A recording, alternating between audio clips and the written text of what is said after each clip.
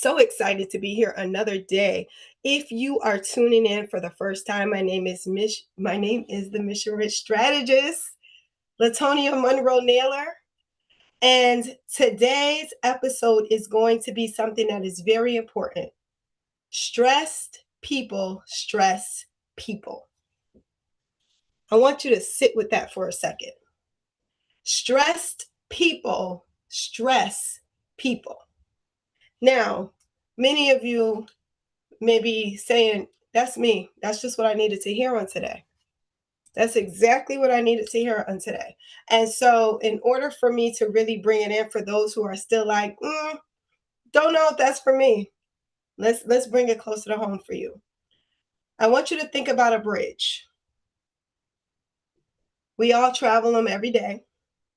Every single day we travel these bridges. We drive over them. We walk over them. We ride a train over them. We fly over them. And when we are traveling over these bridges, I don't know about you, but I'm one of those people that I'm like, I want to know.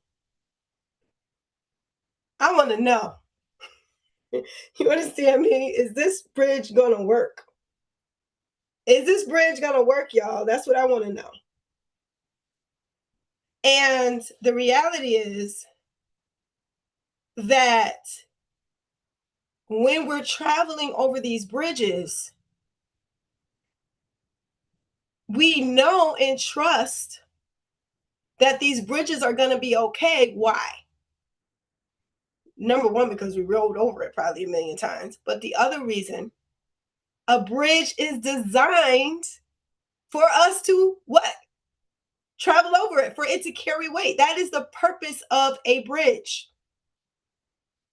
A bridge does not fail suddenly. It deteriorates quietly.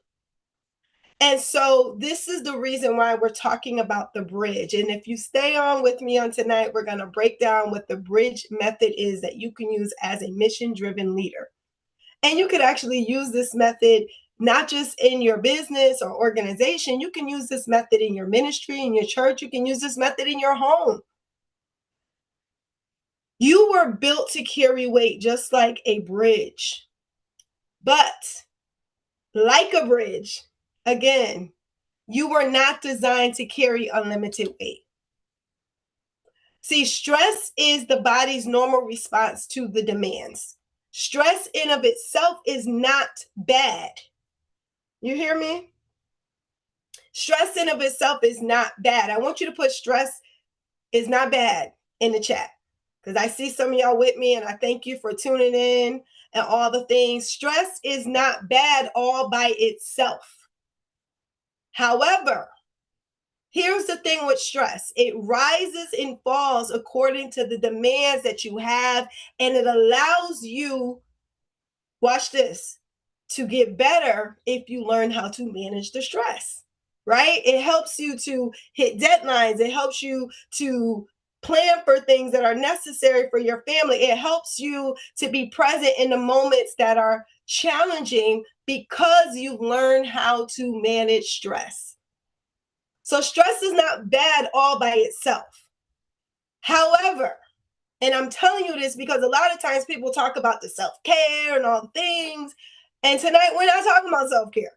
Self-care is not a remedy for the kind of stress that we're talking about on tonight. Self-care can be a remedy for normal stress of how to manage it, but the kind of stress we're going to get in tonight is called toxic stress. Say toxic in the chat. Put toxic in the chat. Now, toxic stress is something that never shuts off. Normal stress, you can shut it on, shut it off, right? You can turn it on and off. Why? Because you need it to navigate different situations in life, different problems in life, whatever the case may be. But the problem with toxic stress, and let me just write this down, because I'm a believer when you write something down, you remember it better. And so I'm going to tell you to take notes, and I'm going to take some notes too. Toxic stress is not the same as stress. Why? Because toxic stress, you have no recovery time. Toxic stress, you have no recovery, you have no rest, you have no time to recuperate. There's 3 R's for you. With toxic stress, the 3 R's don't kick in. And those are the things needed for regular stress to be managed. You don't have rest, you don't have recovery, and you don't have time to recuperate. So, because of that, you don't have relief. And what happens with toxic stress is it becomes a thing that deteriorates you, just like a bridge. You still with me on that bridge metaphor? So, my definition of toxic stress is when the weight you are carrying begins to carry you. The bridge is designed to carry things, but when you have toxic stress, you are now carrying the thing that you're supposed to carry is now carrying you. What do I mean by that? When your leadership starts to cost you your health, your clarity, your relationships, and eventually your mission, that is the thing that you're supposed to carrying you. Now, this is not a sign that you are weak. It's a sign that you've carried too much for too long without repair, without recovery, without relief, without rest. And here's the thing with toxic stress. The thing with toxic stress is, like I said earlier, you are not going to get relief from toxic stress just because you took a nap, just because you went on a vacation, just because you took a half a day. Just because you went to the nail salon and got your nails done or went and got a massage done, that is not going to remedy toxic stress. And the reason why I need you to know this is because this is how leaders fall into the trap of survival.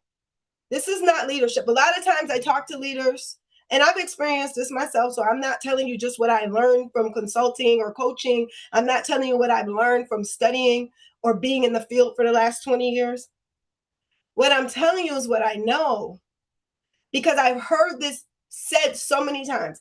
I remember one of my mentors being at a meeting in the community one time, and she started to stutter while she was speaking. And the stutter got so bad, and she was not a person that stuttered. The stutter got so bad that somebody had to stand up with her and kind of take the lead. And I knew what was happening, but most people thought it was just part of the presentation. But I knew that something was going on with her because this wasn't her normal cadence or rhythm of how she talked.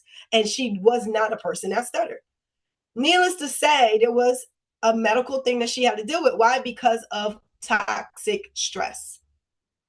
This does not mean that as a leader, you have to endure toxic stress. Can somebody write that in the chat? I don't have to endure toxic stress. Can you please write that in the chat? You need to understand this. Understand the difference between stress and toxic stress on tonight. This is the biggest thing. This is why I said in the beginning, stressed people stress people. You know, they have that saying, hurt people hurt people. Stress people stress people. If you stressed out, you stressing everybody else out around you. And here's the thing. Sometimes the stress people are stressing you out. And you're the leader, you're trying to manage their stress, and now it's causing you to get stressed because you're trying to manage somebody else's toxic stress. So that is not always leadership, y'all. That is sometimes survival, and survival was never meant to be your normal. Don't let people think because you are mission focused that you're supposed to be in survival mode, woe is me mode, always struggling mode. One of my coaches told me, get off the struggle bus. And I told y'all a few episodes ago, it took me a minute. It took me about 18 months to get off the struggle bus. I got off the big struggle bus and got on a smaller struggle bus. Then I got on a struggle motorcycle. Okay? Because in my mind, the struggle didn't look the same, so I must have been doing better. In reality, I wasn't. Because my mentality still didn't change. I still was carrying everything. And this is why it's so important for us. I don't want you to just listen to this one time. I want you to listen to this several times.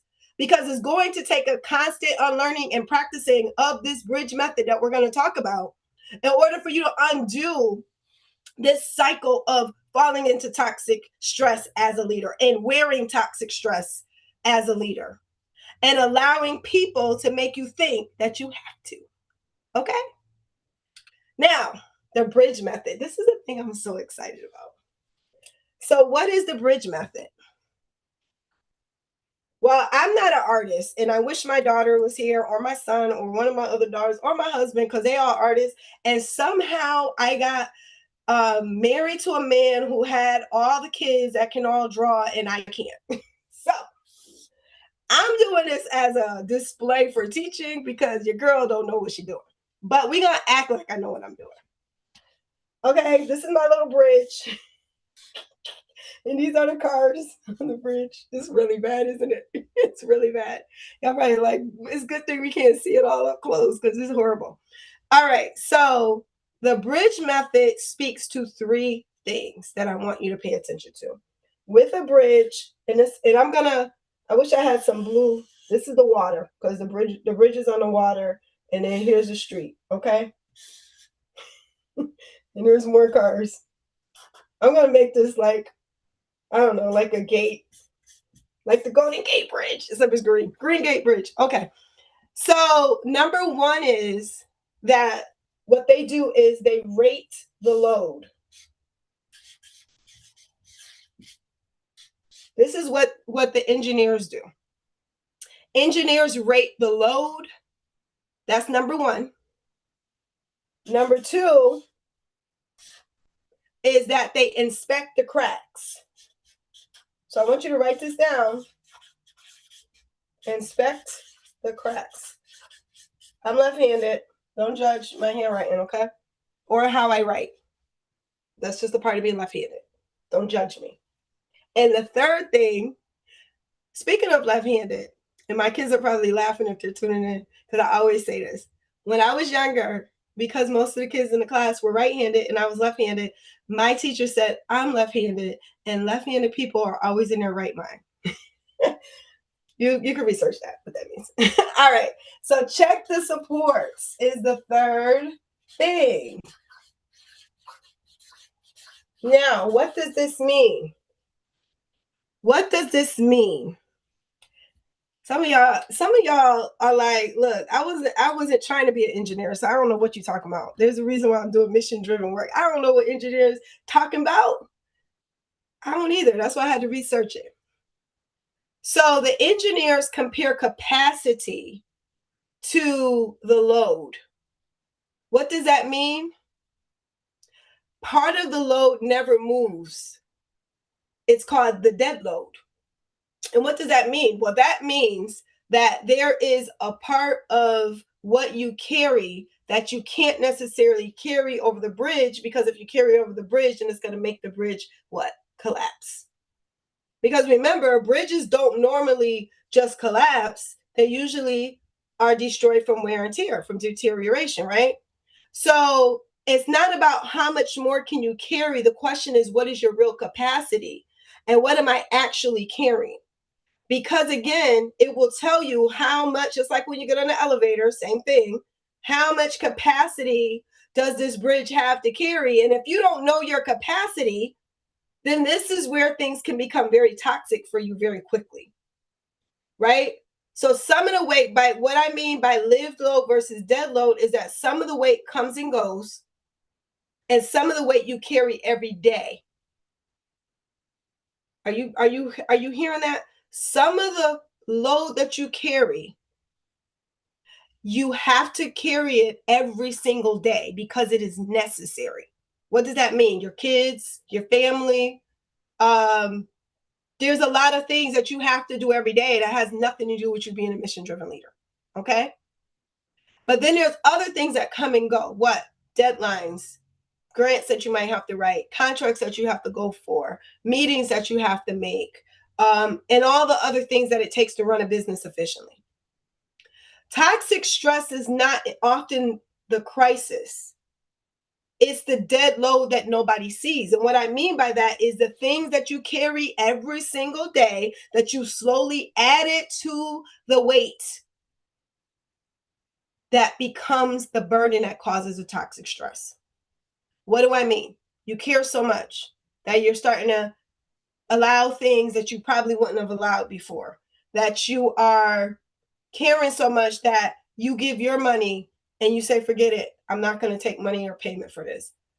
You give so much that you say, I'll do it. And every time it's you saying, I'll do it, nobody else is saying they'll do it. Why? Because you always volunteer to do it. Those are just some ways. Those are not the only ways, but we got to move on because we only have so much time with you tonight. The number 2 thing is inspecting the cracks. Inspecting the cracks. So engineers look for the weakest component. Some of us, we're looking for the weakest. We're not even looking for the weakest anything. Most of us think we're strong and we're superwoman and superman. So we actually are like, I'm great. I can make it through anything. I can do all the things. So most of us don't have the problem of identifying the weakest link, which is part of the problem why we keep finding ourselves in very bad situations. What does that mean? There's always area for improvement. There's always areas that you can strengthen. So the question needs to be, where are my cracks? How long have I been driving past them? You don't get to this place unless you start to really sit down and think about what it is that you are not paying attention to about yourself. Are you not getting the rest that you need? Are you finding yourself lashing out about things? Are you realizing that people are lashing out at you all the time and you're absorbing it? What is the thing that you're not, what is the thing that's causing you not to even pay attention to the things that are weak or that are not doing what they need to be, that are not fully operational the way that they should be? Are you tired? Are you feeling tired all the time? Are you looking at your bank account wondering why does it look like I keep having cash flow, but there's no money in the bank? A crack is not a collapse yet. It's an invitation to repair before it becomes one. So this is why you have to look for the cracks. Okay? Look for the cracks because then you can fix them. The last one is checking the supports. If one part fails, can anything else carry the load? That's redundancy. That's what they look for. And no redundancy equals a single point of failure. And engineers treat that as far more dangerous. What does that mean? That means you should have supports in place. If one thing fails, does everything fall down on you? If you're the only support the mission stands on, you're not the strong one, you're the risk. Let that sit for a moment. And I want you to say that. And you don't have to type it in because I don't want you calling yourself, we don't want to say negative stuff about ourselves. So you don't have to say, I'm the risk. But I want you to understand and let me know that that resonates with you in the chat. Yes, that resonates. Yes, I understand. I need to check my supports. Because you're not the strong one if you're holding everything together, because God forbid you get a cramp in your arm and you got to let go. What happens? God forbid the bridge doesn't have the proper reinforcements and then something happens, a hailstorm or a tornado comes. What happens? Strong leaders distribute the weight. In other words, they have systems, they have teams, they have boundaries, they have supports. That is not a weakness. That is engineering. That is being very intentional about making sure that the thing that you are working on is not working on you to the point where it causes you to say, forget it, I ain't doing this no more. Or it's not working on you to the point where it doesn't prosper because you're the only thing holding it together. That's the biggest test. When you can walk away from something, I'm not saying walk away from your entity. I mean, walk away from a task and be able to know that you have systems and teams and boundaries and supports in place. This is the importance of the bridge method because oftentimes we're not thinking about it. And it doesn't matter how big or small you are, we can still implement this in your program, in your organization. So I want to leave this with you. 95% of leaders who are mission driven are concerned about burnout. Look at that. Somebody calling me because they resonated with that. 76% say that they are hitting the mission. When I say 76% say that they're hitting the mission, what I'm saying is 76% say that the impact of them being concerned about burnout is affecting their mission. That means only 5% of mission-driven leaders are not concerned about burnout, and 24% don't feel that their burnout is impacting their mission. And so this is very, very, very important. This is very important because what it says to me is this is a problem. This is an epidemic. Okay? Pandemic, epidemic, however you want to call it, because I'm not a health person, so I can't remember which word is the proper one in this moment. And I'm live. But you know what I mean. What I'm saying is that this is not something that is happening to you in isolation, mission-driven leader.